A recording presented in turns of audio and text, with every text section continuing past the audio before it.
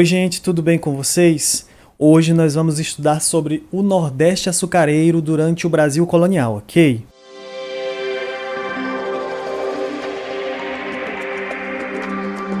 Então, a partir da década de 1520, a desidratação do comércio de especiarias com o Oriente já afetava fortemente Portugal, que, em virtude disso, passava por grandes dificuldades econômicas. A entrada de outras nações nesse comércio fez os lucros diminuírem muito devido a essa concorrência e, para piorar, Portugal vinha sofrendo invasões estrangeiras na costa da sua colônia mais rica, deixando evidente a possibilidade de Portugal perder sua colônia.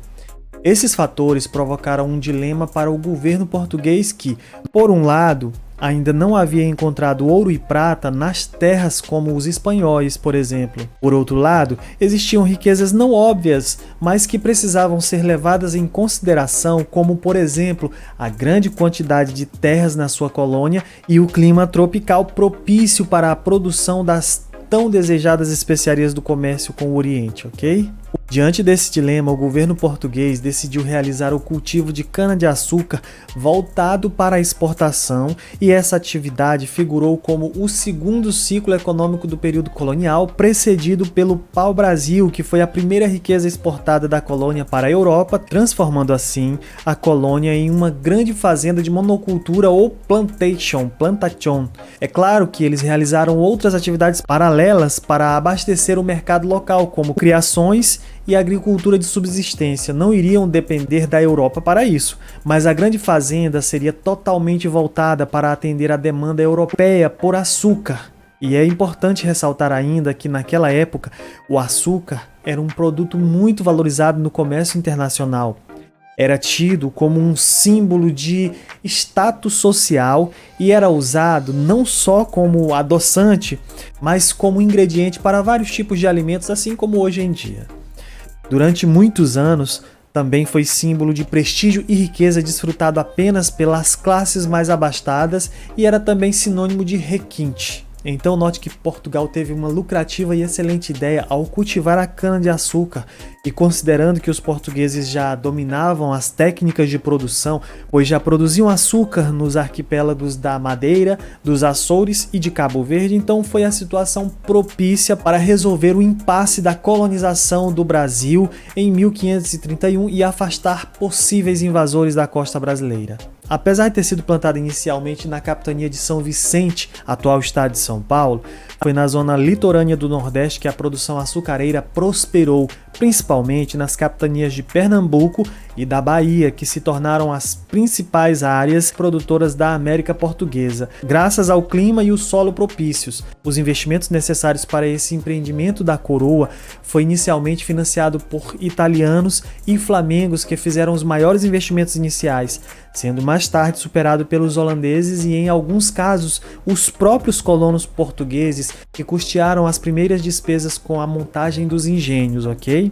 É preciso ressaltar o sucesso da produção açucareira na colônia. Em 1534, quando foi implantado na América o sistema de capitanias hereditárias, que estudamos em outra aula, o governo português autorizou os donatários a concederem terras, as Seis Marias, aos colonos dispostos a investir no cultivo da cana-de-açúcar, e após a criação do governo geral em 1548, a concessão de terras ficou a cargo do governador-geral e a produção de açúcar tornou-se principal atividade econômica da América Portuguesa, chegando a se tornar no final do século XVI a maior fornecedora desse produto para o Ocidente. A palavra engenho representava toda a propriedade produtora de açúcar em conjunto com seus canaviais, lavoura de subsistência e instalações para a produção de açúcar, casa grande, senzala e outras dependências e equipamentos utilizados para moer cana no período colonial. Dessa forma, o engenho tornou-se sinônimo de grande propriedade açucareira. A organização do engenho e da produção de açúcar se dava da seguinte maneira: a casa do engenho reunia os equipamentos necessários à fabricação do açúcar. Na moenda se extraía o caldo da cana, que depois era levado às caldeiras para ser fervido.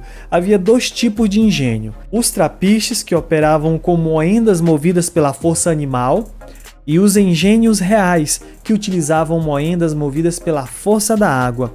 O produto da cana-de-açúcar moído na moenda era o melaço que saía das caldeiras e era colocado em formas na casa de purgar e lá permanecia por vários dias até cristalizar.